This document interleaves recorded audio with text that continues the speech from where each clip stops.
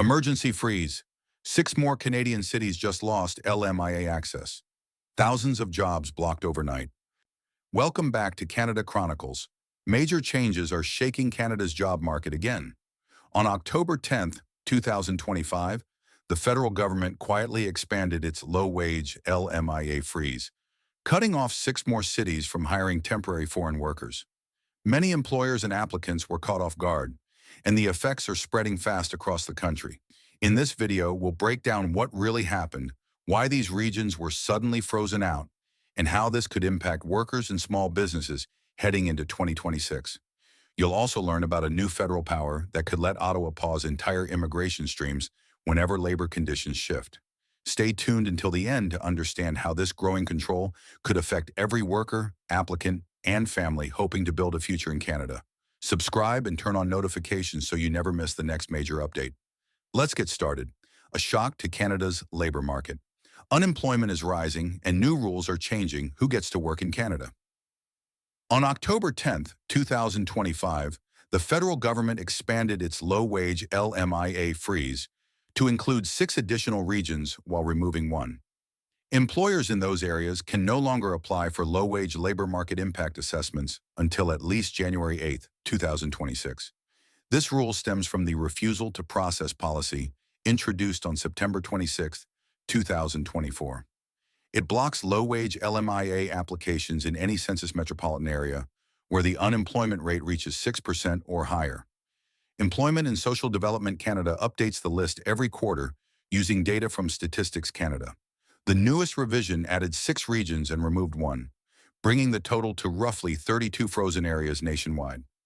Newly frozen cities: Guelph and Greater Sudbury in Ontario, Winnipeg in Manitoba, Regina in Saskatchewan, Lethbridge and Red Deer in Alberta, and Kelowna in British Columbia. Removed: Peterborough, Ontario, where unemployment dropped below 6%, restoring eligibility. What the freeze means in practice. This freeze doesn't ban all foreign hiring, but it nearly shuts the door for many sectors that depend heavily on temporary labor. It applies to the low-wage stream of the Temporary Foreign Worker Program, covering jobs that pay below each province's median wage. Service Canada now automatically refuses to process LMIA applications for affected areas. The freeze hits hardest in industries such as hospitality, food service, caregiving, cleaning, and retail, where both temporary foreign workers and permanent residents fill essential roles that keep daily operations running. Real-world impact. Imagine a small restaurant in Kelowna that lined up 2 cooks under the low-wage program.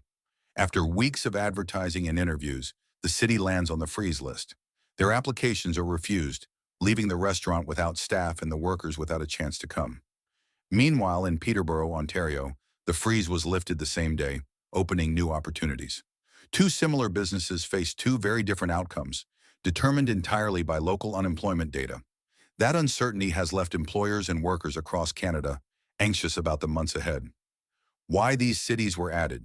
Each newly frozen region crossed the 6% unemployment line in mid-2025. Guelph faced job losses after a manufacturing slowdown. Winnipeg, Regina, and Lethbridge saw slower growth in the service sector. Red Deer continued to feel the effects of Alberta's energy market fluctuations. Kelowna's tourism downturn reduced hiring in hotels and restaurants. Greater Sudbury's mining-based economy weakened as global demand declined. The government says that when unemployment rises, Canadians and permanent residents should be hired first. Critics argue that the threshold is too rigid and fails to consider regional skills gaps and seasonal labor shortages. Quebec's separate freeze. Quebec maintains its own LMIA restrictions. Low-wage LMIA applications in Montreal have been suspended since September 3, 2024, and the same rule took effect in Laval on March 3, 2025.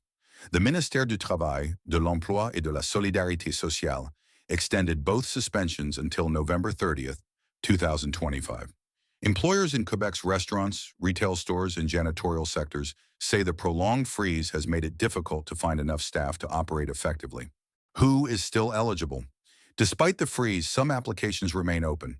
These include high-wage positions that meet or exceed the provincial median wage, essential industries such as agriculture, food manufacturing, construction, and healthcare, in-home caregivers who meet federal criteria, short-term jobs lasting 120 days or less, and roles connected to permanent residence transition plans.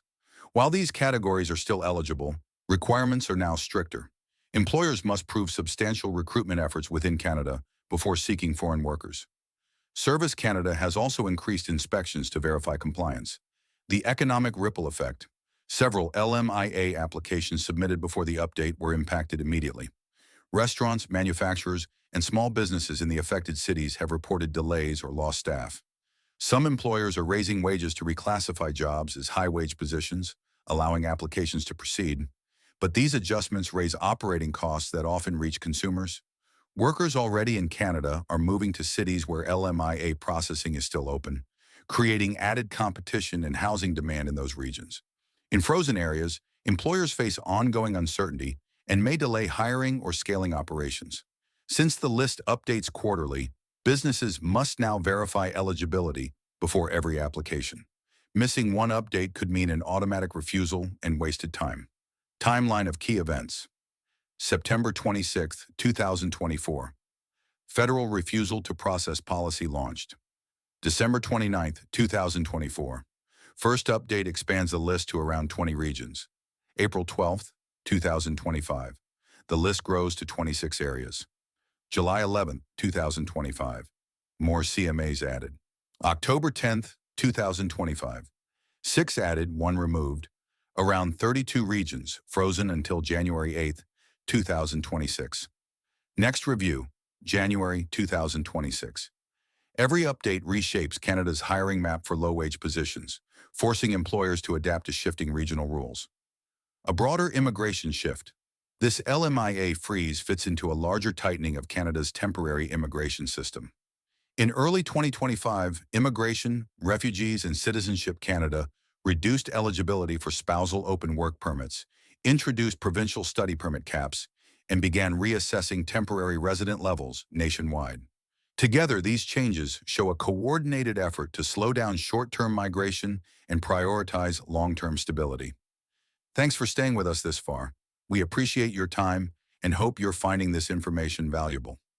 The growing federal power to pause immigration streams. The LMIA freeze also highlights Ottawa's expanding ability to manage immigration in real time. Under the Strong Borders Act of 2025, Immigration, Refugees and Citizenship Canada and Employment and Social Development Canada now have the authority to temporarily suspend or refuse certain application types if it is considered to be in the public interest. So far, these powers have only been used for regional LMIA freezes and temporary visa pauses during specific investigations.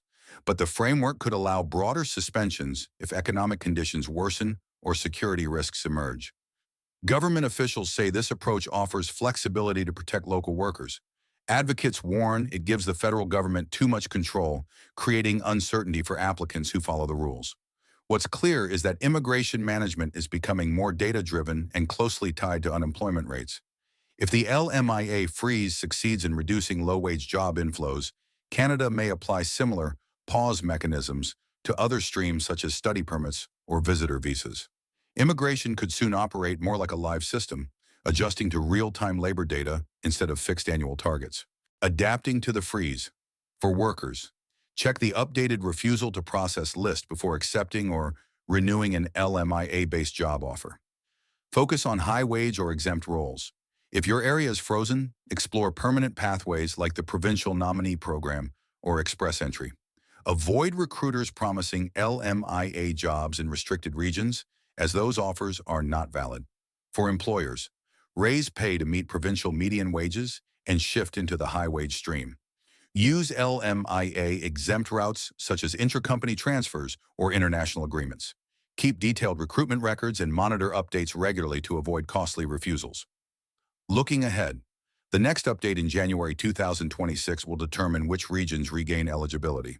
Some Ontario and prairie cities may recover, while others could face continued restrictions if unemployment stays high. Canada's LMIA system now functions as a moving target, one that shifts every few months with new labor data. For workers and employers, staying informed and adaptable has become essential. Canada's latest LMIA freeze marks a new era in how the country balances jobs and immigration. Every few months, the rules can change, reshaping opportunities overnight.